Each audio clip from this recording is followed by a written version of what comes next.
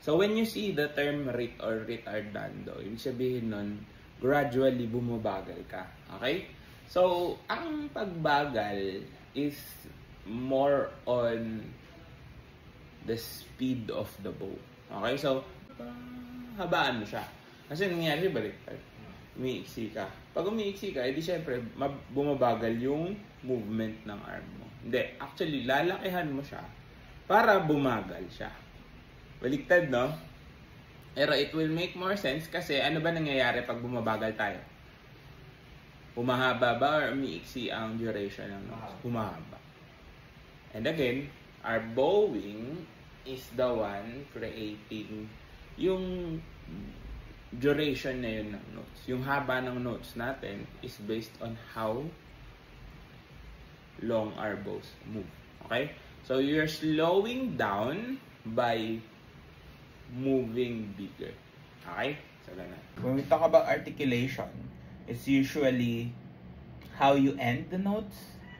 That's more important. It's like when you're talking and you have an accent, right? Ba? It's a different way of saying something.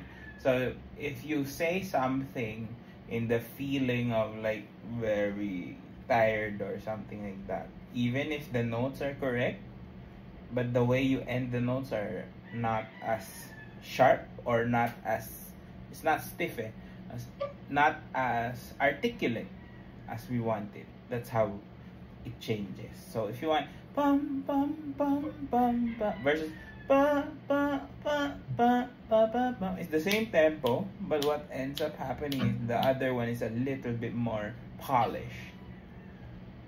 So paano natin papantayin yung tunog? Oh, 'di ba minsan parang biglang humihina, biglang lumalakas. So kaya nangyayari 'yon kasi hindi pantay yung bowing mo. Visual ko yung bowing pagdating sa note values. Ano yung notes natin diyan? Karamihan puro quarters, 'di ba?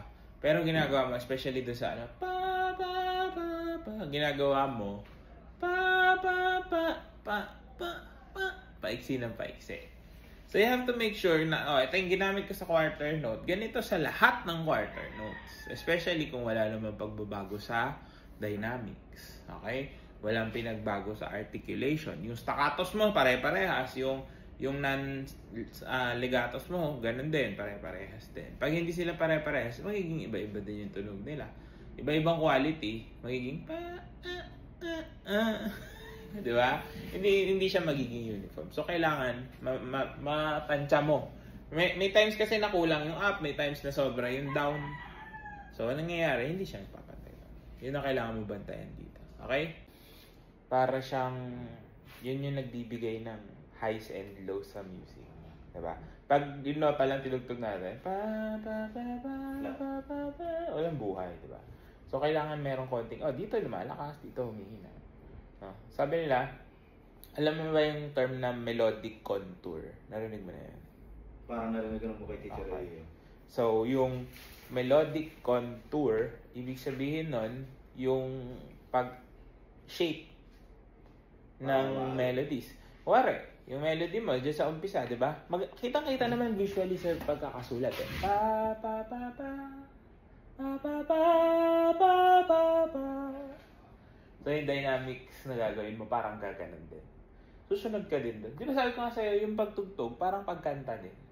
So, kailangan kung paano mo siya kinakanta, ganun mo rin siya interpret. That's why you have to sing it in your head pag nagpe-play ka. Para mas maintindihan mo kung paano, ano ba to, hindi puro nota lang.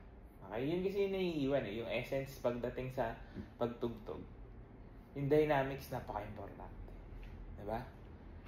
Kahit sa pagsasalita, di ba? Hindi ba pwede lagi nakasigaw, di ba? Hindi na naman pwedeng laging tahimik lang. You have to have dynamic range. And mas malaking dynamic range, mas marami kang magagawa.